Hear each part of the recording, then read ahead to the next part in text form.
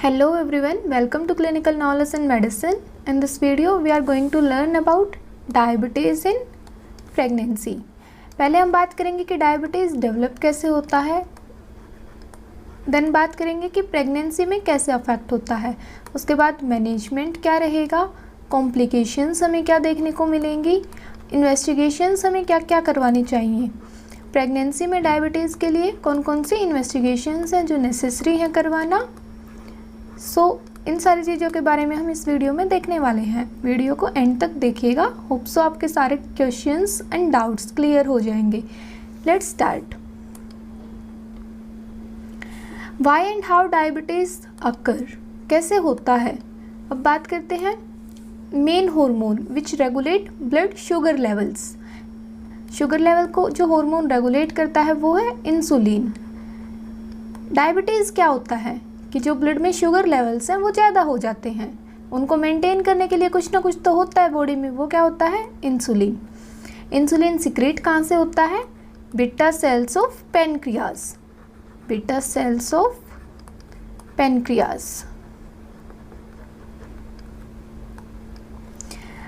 अब बात करते हैं कि प्रेगनेंसी की अगर बात कर रहे थे तो फीटस, जो मदर के यूट्रस में फीटस डेवलप कर रहा होता है, उसमें जो इंसुलिन सिक्रेशन स्टार्ट होता है वो कब होता है, 12 weeks of pregnancy. 12 weeks of pregnancy, 12 सप्ताह के बाद जो बेबी होता है वो इंसुलिन प्रोड्यूस करना स्टार्ट कर देता है। रोल ऑफ इंसुलिन क्या रहता है, जो ब्लड ग्लूकोज लेवल है, ब्लड ग्लूकोज को transfer to cells, transfer to cells, जो ब्लड में ग्लूकोज है उसको सेल्स में ट्रांसफ़र कर देता है, जिससे जो ब्लड में ग्लूकोज का लेवल है वो नॉर्मल आ जाता है। अगर इंसुलिन नॉर्मल क्वांटिटी में प्रेजेंट है तो क्या होगा, जो ब्लड ग्लूकोज लेवल है वो नॉर्मल होगा, ब्लड ग्लूकोज नॉर्मल।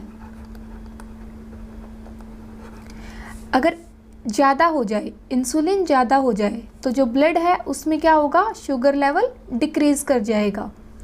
और अगर इंसुलिन लेस हो या रेजिस्टेंस आ जाए, रेजिस्टेंस आ जाएगा तो जो शुगर लेवल है वो ज़्यादा हो जाएगा, इंक्रीज शुगर लेवल। इसको हम बोलते हैं hyperglycaemia, hyperglycaemia, increased level of sugars and it leads to diabetes। decreased level के लिए क्या टर्म यूज होगी, hypoglycaemia.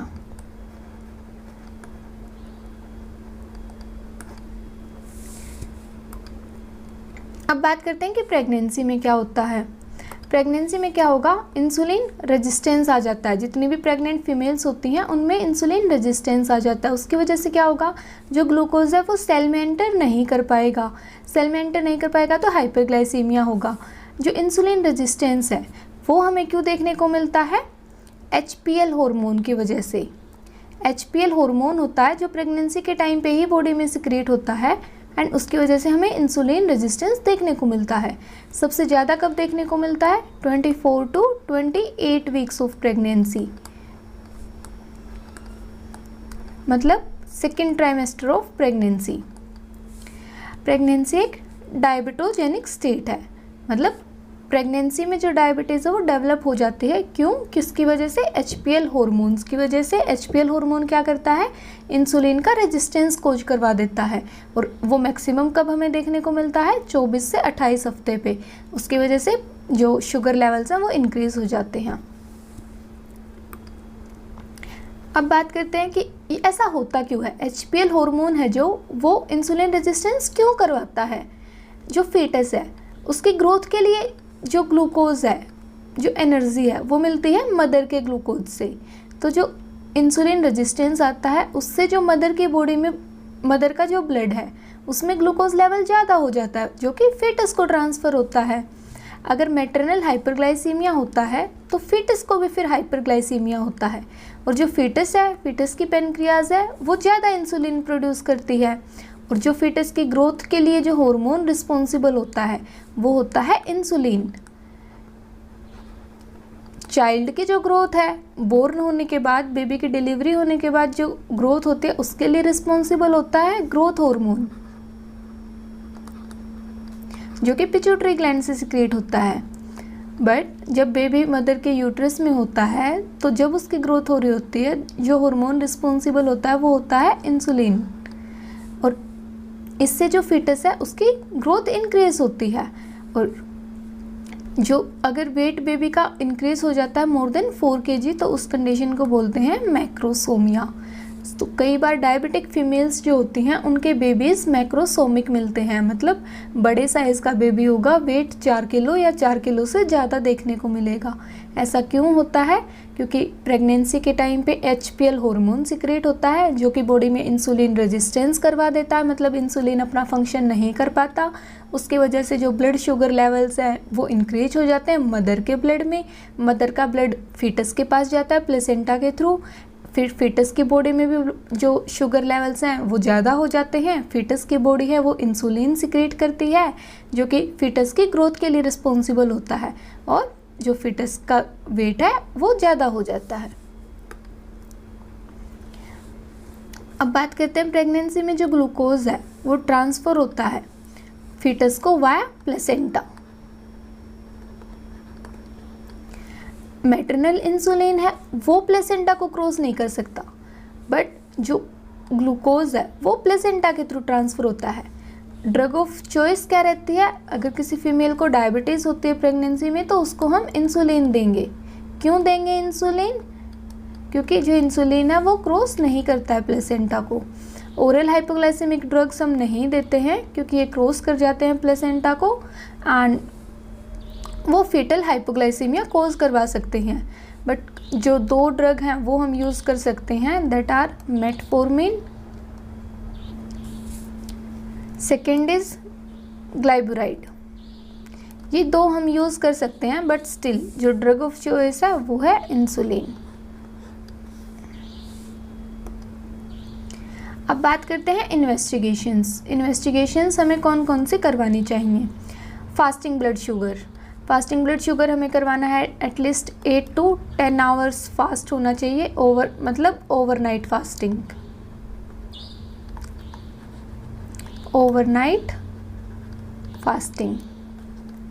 Post prandial blood sugar मतलब खाना खाने के बाद 2 hour after breakfast.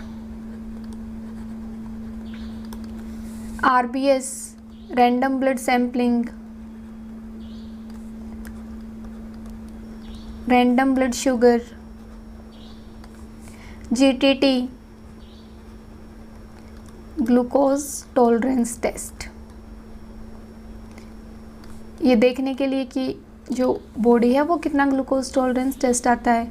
Glycosylated HbA1c, last 90 days में ब्लड शुगर लेवल्स क्या थे।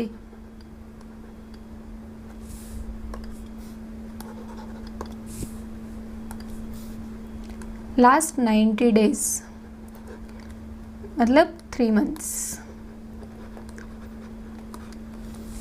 यूरिन ग्लूकोज ग्लाइकोसूरिया मतलब यूरिन में ग्लूकोज देखने को मिलता है या नहीं, तो it is normal in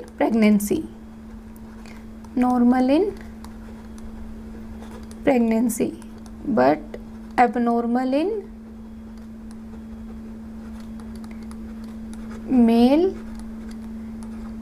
children's and if female is not pregnant।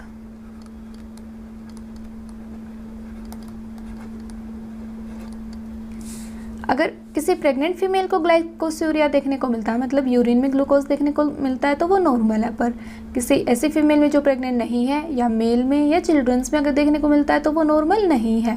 So pregnant female में डायबिटीज़ है या नहीं, इसके लिए हम ब्लड टेस्ट को ही यूज़ करेंगे, यूरिन टेस्ट को यूज़ नहीं कर सकते ये डायग्नोज करने के लिए। नेक्स्ट बात करते हैं कि एक अगर डायबिटिक फीमेल कंसीव करती है तो उसको बोलेंगे हम ओवर्ट डायबिटीज़ मतलब इस फीमेल को जो डायबिटीज़ है वो कंसीव करने से पहले थी, प्रेगनेंसी से पहले ही थी। अगर कोई फीमेल विदाउट डायबिटीज़ है, उसके बाद वो कंसीव करती है, फिर प्रेगनेंसी में इंसुलिन रेजिस्टेंस होने की वजह से वो डायबिटिक बन जाती है, तो उसको बोलेंगे gestational diabetes mellitus. Gestational diabetes mellitus, GDM।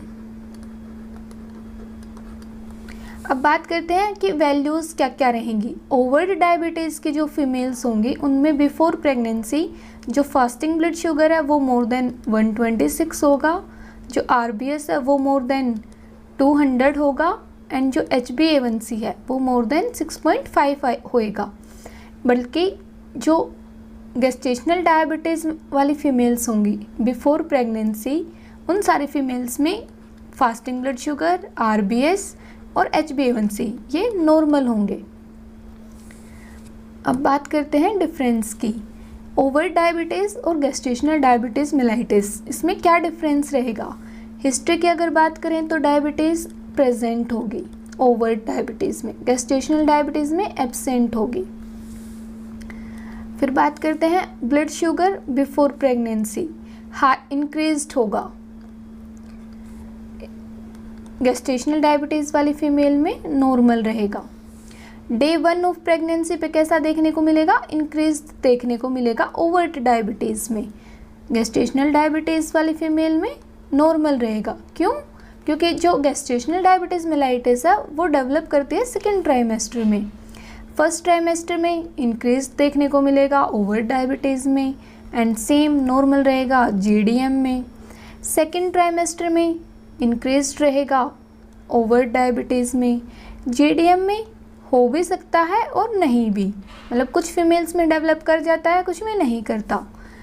Third trimester में हमें दोनों में देखने को मिलेगा। अब बात करते हैं आफ्टर डिलीवरी। आफ्टर डिलीवरी जो ओवर डायबिटीज़ की फीमेल है उसमें ब्लड शुगर लेवल्स इंक्रीज देखने को मिलेंगे। जो गेस्टेशनल डायबिटीज़ वाली फीमेल है उसमें डिलीवरी के बाद जो शुगर लेवल है वो डिक्रीज़ कर जाएंगे, कंडीशन है वो नॉर्मल हो जाएगी। अब क्या होता है कि जो ओवर डायबिटीज़ है उसमें तो फर्स्ट ट्राइमेस्टर में भी जो शुगर के लेवल्स हैं वो ज़्यादा हैं, जिसकी वजह से क्या होगा, फ्री रेडिकल्स हमें देखने को मिलते हैं। और फ्री रेडिकल्स क्या करवाते हैं, कंजेनाइटल मालफॉर्मेशन। जो बेबी की डेवलपमेंट है वो फर्स्ट ट्राइमेस्टर में होती है, तो बेबी में डिफेक्ट्स हमें देखने को मिलते हैं, कंजेनाइटल मालफॉर्मेशंस इन फीटस। जबकि जो गेस्टेशनल डायबिटीज़ वाली जो मदर्स होती हैं, जो प्रेग्नेंट फीमेल्स होती हैं, उनमें फर्स्ट ट्राइमेस्टर में नो फ्री रेडिकल्स, तो नॉर्मल बेबी हमें देखने को मिलता है। नॉर्मल बेबी देखने को मिलता है।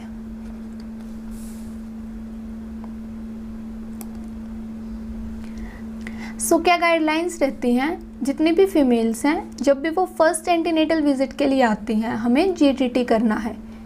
GTT glucose tolerance test. उसमें क्या करेंगे, 75 ग्राम हम ग्लूकोज देंगे और 2 घंटे के बाद हम चेक करेंगे कैसे, जब भी फीमेल फर्स्ट एंटीनेटल विजिट के लिए आएगी उसको हमें देना है 75 gram of glucose in 300 ml of water. उसके 2 घंटे बाद हमें ब्लड शुगर लेवल को चेक करना है।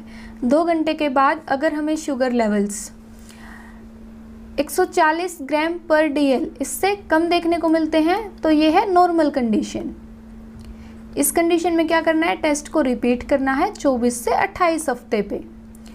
फिर बात करते हैं 140 से 200 तक अगर देखने को मिलता है तो ये कंडीशन होती है गेस्टेशनल डायबिटीज़ मेलाइटिस की, मतलब कि फ़ीमेल को डायबिटीज़ हुई है किसकी वजह से, प्रेगनेंसी की वजह से। क्यों? क्योंकि इंसुलिन रेजिस्टेंस आ गया। किस हार्मोन की वजह से आया, HPL। अगर वैल्यूज़ 200 या उससे ज़्यादा देखने को मिलती हैं तो कंडीशन होती है ओवर्ट डायबिटीज़ की, मतलब जिस फीमेल ने कंसीव किया है उसको पहले से डायबिटीज़ थी। सो हमें जब भी फीमेल एंटीनेटल विजिट के लिए आएगी उसका जीटीटी करना है। जीटीटी में क्या करेंगे, 75 ग्राम ग्लूकोज देंगे 300 ml ऑफ वाटर में डिज़ोल्व करके, और उसके 2 घंटे बाद शुगर लेवल्स को चेक करेंगे।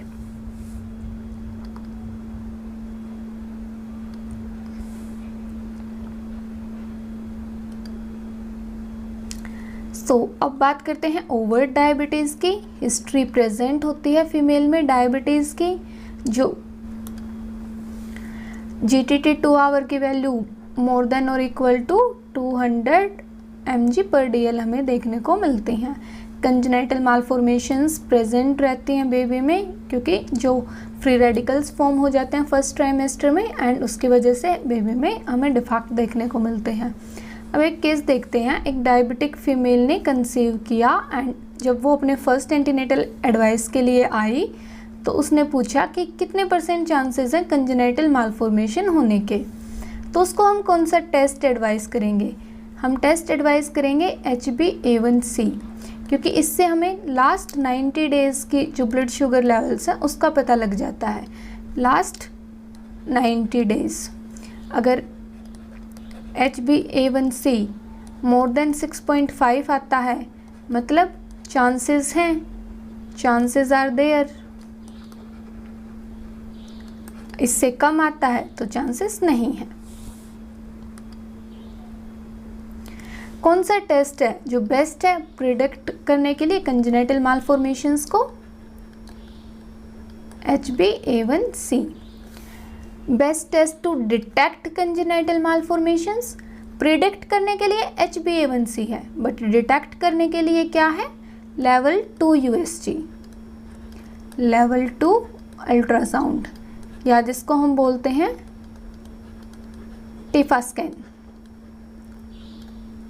ये कब होता है? 18 to 22 वीक्स पे। Most common system involve in congenital मालफॉर्मेशंस in diabetic mother. तो जो मोस्ट कॉमन सिस्टम इन्वॉल्व होता है वो होता है कार्डियोवास्कुलर सिस्टम, उसके बाद होता है central nervous system. Most common मालफॉर्मेशंस हमें क्या देखने को मिलती है? VSD, वेंट्रिकुलर सेप्टल डिफेक्ट, और इसके बाद हमें मिलते हैं neural tube defects. Most specific malformation क्या है? Sacral agenesis.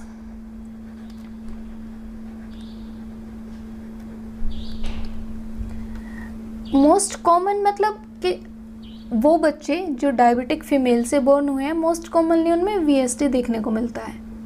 बट अगर किसी बच्चे में सैक्रल एजेनेसिस देखने को मिल रहा है, ये श्योर करवाता है कि उसकी मदर को डायबिटीज़ रही है। Most specific sacral agenesis. Ways to prevent congenital malformations in babies of diabetic mother are control on blood sugar levels.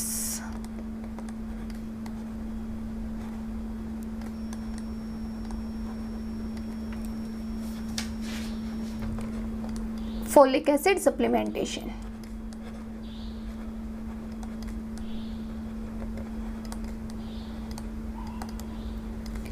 Folic acid की जो डोज रहती है वो रहती है 400 माइक्रोग्राम।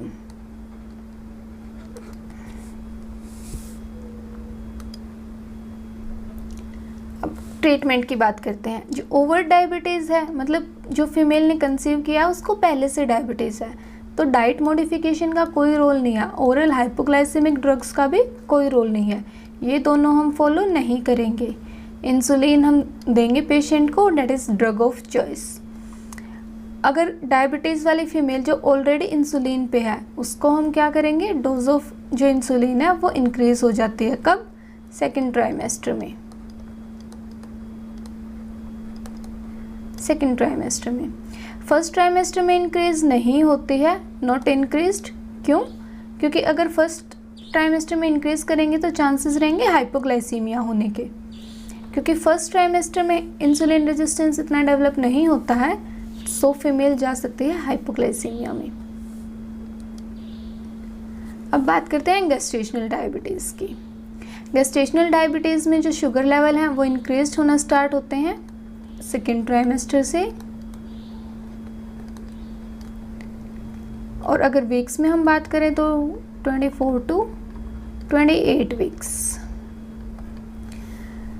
जीटीटी की जो वैल्यूज़ हैं वो रहती हैं 140 to 200 mg पर DL। कोई रिस्क नहीं होता है कंजेनाइटल मालफॉर्मेशंस होने का। मैनेजमेंट की बात करते हैं। मैनेजमेंट में क्या रहेगा? डाइट मॉडिफिकेशन,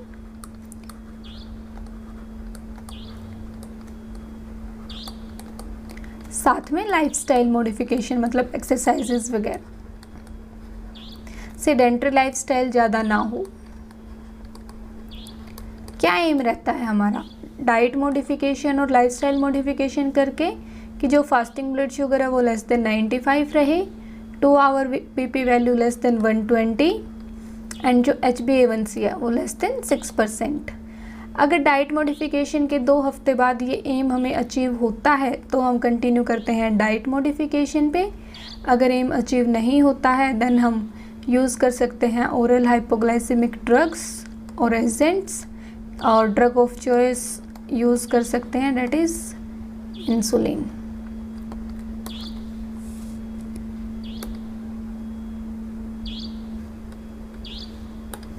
एक्सरसाइज का रोल एक्सप्लेन करना है पेशेंट को। सेल्फ मॉनिटरिंग ऑफ ग्लूकोज के बारे में बताना है by using glucometer. HbA1c measurement बताना है at the end of first trimester and every 3 months, क्योंकि HbA1c पे हमें 3 मंथ्स की जो वैल्यूज़ है वो पता लग जाता है।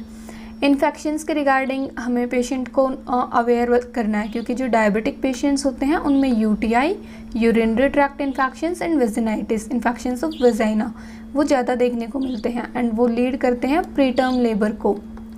प्रीटर्म लेबर मतलब delivery less than 37 week, less than 37 weeks पे जो लेबर पेन है वो स्टार्ट होंगे और बेबी की डिलीवरी हो जाएगी। मदर को एक्सप्लेन करना है कि फीटल मूवमेंट्स को काउंट करना है, डेली फीटल मूवमेंट्स काउंट करने हैं after breakfast, lunch, dinner and count for at least 1 our.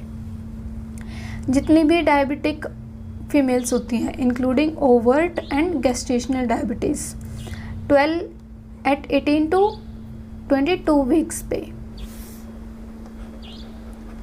Level 2 USG करवाना है, क्योंकि ये क्या किस लिए इम्पोर्टेंट है? डिटेक्ट करने के लिए कंजेनाइटल एनोमलीज को। जो डायबिटिक फीमेल्स हैं उनकी डिलीवरी कब होगी? 39 to 40 weeks is the best time. मतलब इस ड्यूरेशन से पहले अगर स्पॉन्टेनियस लेबर पेन स्टार्ट नहीं होता है तो induced labour, induction of labour मतलब लेबर पेन्स को स्टार्ट करवाना by using drugs and other methods.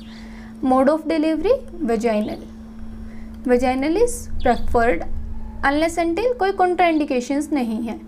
C section कब करेंगे? जब जो बेबी का वेट है वो मोर देन 4.5 kg होगा, more than 4.5 kg।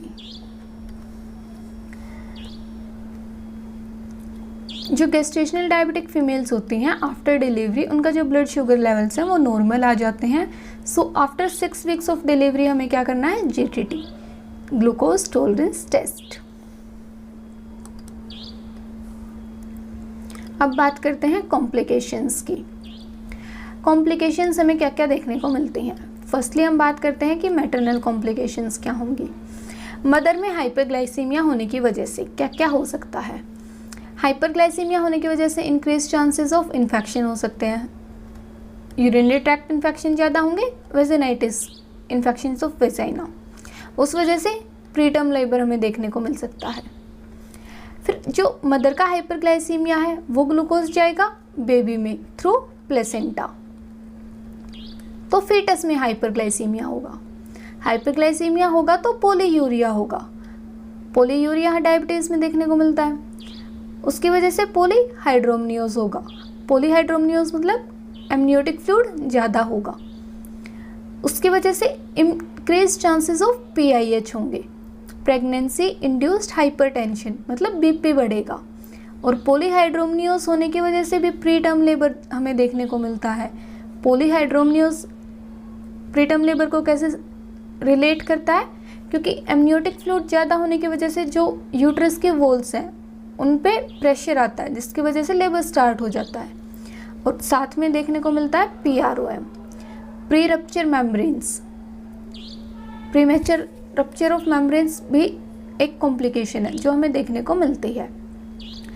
After delivery क्या होगा, जो ओवर डिस्टेंडेड यूट्रस है उसकी वजह से PPH के चांसेस इंक्रीज हो जाएंगे। पोस्टपार्टम हेमरेज, सो क्या क्या कॉम्प्लिकेशंस हो गई हैं, इन्फेक्शंस हमें देखने को मिल सकते हैं जिसकी वजह से प्रीटर्म लेबर होगा।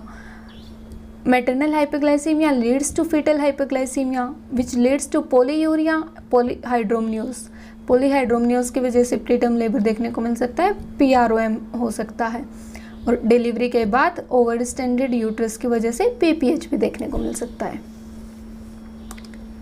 अब बात करते हैं फीटल कॉम्प्लिकेशंस की। फीटल कॉम्प्लिकेशंस में हाइपोग्लाइसीमिया होने की वजह से क्या होगा, ये पेनक्रियास है वो ज़्यादा इंसुलिन प्रोड्यूस करेगी। Insulin responsible for growth of foetus, उसकी वजह से मैक्रोसोमिया देखने को मिलेगा, मतलब बेबी का वेट इक्वल टू और मोर देन 4 kg होगा। एंड इंक्रीज चांसेस होंगे स्टिल बर्थ के, मतलब डेड बेबी डिलीवर हो या फिर intrauterine death of the foetus. जो डायबिटीज़, ओवर्ट डायबिटीज़ के पेशेंट्स होते हैं उसमें increase chances of first trimester of abortion रहता है। जो कंजेनाइटल मालफॉर्मेशंस के चांसेस ज़्यादा रहते हैं और फर्स्ट ट्राइमेस्टर अबॉर्शन को भी लीड करता है। ओवर्ट डायबिटीज़, ओवर्ट डायबिटीज़ कौन सी कंडीशन है कि बिफोर प्रेगनेंसी कोई फीमेल है जिसको डायबिटीज़ है। फिर बात करते हैं नियोनेटल कॉम्प्लिकेशंस। अगर प्रीटर्म लेबर हुआ, मैटरनल कॉम्प्लिकेशंस की वजह से प्रीटर्म लेबर हुआ, बेबी प्रीमेच्योर डिलीवर हो गया, प्रीमेच्योर बेबी के लंग्स मैच्योर नहीं है, तो क्या देखने को मिलेगा, RDS, respiratory distress syndrome. Respiratory distress syndrome. फिर नियोनेट में हाइपोग्लाइसीमिया होने के चांसेस ज़्यादा रहते हैं। जैसे बर्थ होता है, बर्थ से पहले जो मदर और फीटस है वो कनेक्टेड होते हैं, बट जैसे ही बर्थ हुआ बेबी का, अम्बिलिकल कॉर्ड कट कर दी जाती है, उसके बाद कनेक्शन ख़त्म बेबी और मदर का। अब बेबी की बॉडी में इंसुलिन ज़्यादा है बट ग्लूकोज का सोर्स ख़त्म हो गया है, ग्लूकोज नहीं जा पाएगा, उस वजह से जो बेबी का ग्लूकोज का सोर्स है वो चला गया बट इंसुलिन रह गई, तो इंसुलिन रहने की वजह से बेबी में हाइपोग्लाइसीमिया देखने को मिल सकता है। सो इस वीडियो में हमने क्या क्या देखा कि डायबिटीज़ कैसे डेवलप होती है, प्रेगनेंसी में कैसे अफेक्ट करती है, प्रेगनेंसी में कौन कौन से इन्वेस्टिगेशंस हैं जो हमें करवाने चाहिए, ओवर्ट डायबिटीज़ और गेस्टेशनल डायबिटीज़ में क्या क्या डिफरेंस होता है, उनका मैनेजमेंट क्या है, और डायबिटीज़ की वजह से क्या क्या कॉम्प्लिकेशंस देखने को मिलती हैं। मैटरनल कॉम्प्लिकेशंस को हमने देखा, फीटल कॉम्प्लिकेशंस को देखा और नियोनेटल कॉम्प्लिकेशंस को भी देखा। होप सो वीडियो आपके लिए हेल्पफुल रही होगी। If you have any doubt you can ask in comment section. For more videos keep watching clinical knowledge and medicine, share and subscribe our channel. Thank you.